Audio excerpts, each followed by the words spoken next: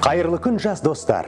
Бүгін біз халқымыздың ұлы перзенті, өзінің аз ғұмырында өр тұлғалық қасиетімен ерекшеленіп, елінің келешегінің баянды болуын арман еткен ақын туралы айтпақпыз.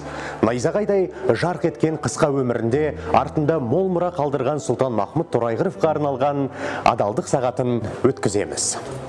20 ғасырдың басында өмір кешкен ағартушы демократ, аса көрнекті ақын, жазушы, публицист Сұлтанмахмұт Торайғыровтың қалдырған әдеби мұрасы қомақты да құнды. Ол қазақ классикалық әдебиетінде ұлы Абай қалыптастырған көркемдік дәстүрлерді байытып, жалғастырушы суреткер. Сұлтанмахмұт өз заманының ең мәнді көкейкесті мәселелерін көтеріп, өзінің көркем қолтаңбасын қоғам мен адам өміріндегі алуан шындықтар көрінісін шығармаларына арқау етті.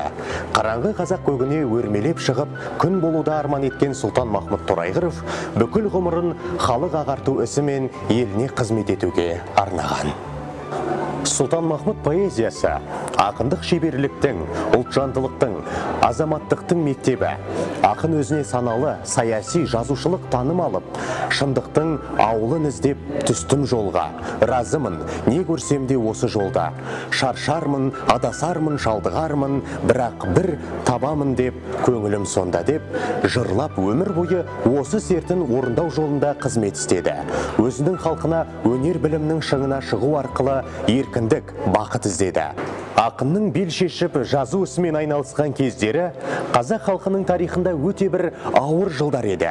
Ол мәдениеті озық, экономикасы дамыған елдердің жоғары жетістіктерін уағыздап, жаңалықтың жаршысы бола білді. Сол себептен ақын бүгінгі жастарға оқу міндет, бар қиындықты тек қана ғылым жеңбек деген үлкен ой тастап, қараңғы қазақ көгіне өрмелеп шығып күн болам, қараңғылықтың кегіне күн болмағанда кім болам деп жазды. Сұлтанмахмұт Торайғыров халықты жастарды оқуға, өнер кәсіп үйренуге, мәдениетке жетелеп, өркениетті елдерінен үлгі алуға, ілгері өркендеуге, басқалармен теңелуге шақырды. Мысалы, ақынның адасқан өмір поэмасындағы кейіпкер өмір жолын таңдағанда бақыттың кілті байлық деп ойлайды. Шынында да байлық бар жерде даңқ, абырой және құрмет бар. Ләззат пен қуанышқа толы еркін өмір болады. Бірақ көп ұзамай кейіпкердің өмірге деген мұндай көзқарастың қате екендігіне көзі жетеді. Ол байлық әдетте адал емес жолмен келетінін, оның көптеген адамдарға азап әкелетінін түсіне бастайды. Осылайша кейіпкер маңызды және терең қорытындыға келеді. Бейне бір жаралғандай мал жимаққа, адалдықтан ардан без дамыл таппа. Мал сен үшін жаралмай, сен мал үшін құл болмаған бай бар ма осы күнде? Малды жиып мақсатын ұмытпаққа. Байлық идеясынан түңілген кейіпкер бақытқа жетудің басқа жолдарын ойластырады. Ол атақ, даңқ, билік, әскери ерлік және ғылыми ізденістер туралы армандайды. Осы нұсқалардың әрқайсысын кезек-кезек қарастырып, поэманың кейіпкері ақыр соңында ең жоғарғы жақсылық өз халқына жанқиярлық пен қызмет ету және оларды ақиқат пен әділеттілік жолына бағыттау қажет деген тұжырымға келеді. Ендеше мен жабысам негіз кіске. Әділдік бар негіз бақта күште. Қарғаймын әділдіктен басқа жолды. Өмір тұрсын, кірмесін түнде түске. Біз де жабыла ғылым үйренейік. Елді ілгері бастыруға басқалармен теңестіруге қызмет етейік дегенді айтады. Сондай-ақ Сұлтанмахмұт елге қызмет етуде сайланып алып, алайда мансапқор, парақор, даукес, халық қамын ойламай өз құлқын ғана ойлайтын би болыстарды қатты сынаған.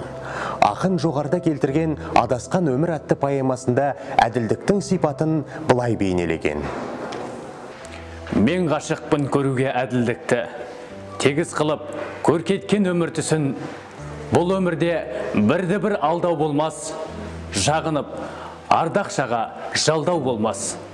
Торайғыровтың пікірінше, әлеуметтік келеңсіздіктердің негізгі себептері неде? Ол қоғам мүддесіне қажетті білім мен байлықты ақылмен пайдалануға кедергі келтіретін зұлымдықтың қайнар көзі әділдіктің жоқтығы. Жазушының пікірінше, әділдік қана адамдарды өзара таласудан, адамның көз жасынан және қан төгуден құтқара алады. Әділдік бұл бақыт пен күштің кілті. Сұлтанмахмұт Торайғыров туған халқының көрікті келешегі үшін сырлы сөзімен де, баянды ісімен де барынша күрескен, елім деп еңіреп өткен ақын.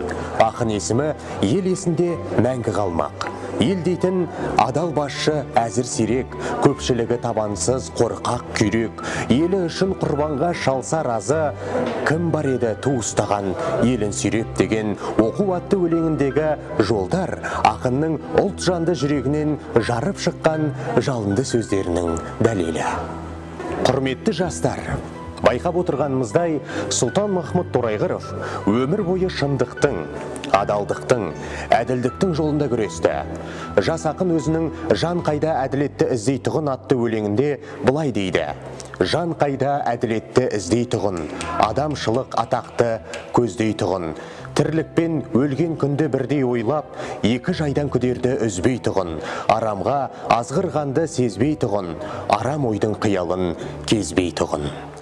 Ақынның сол кездегі көтерген мәселесі бүгінге дейін өзекті болып тұр. Сұлтанмахмұт қашанда ел басқарушылардан әділдікті, адамгершілікті көргісі келді.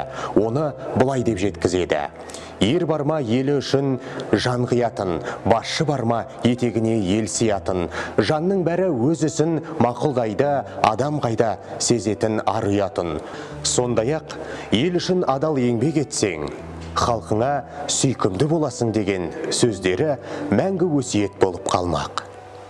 Құрметті жас достар, кезекті адалдық сағаты осымен мәресіне жетті.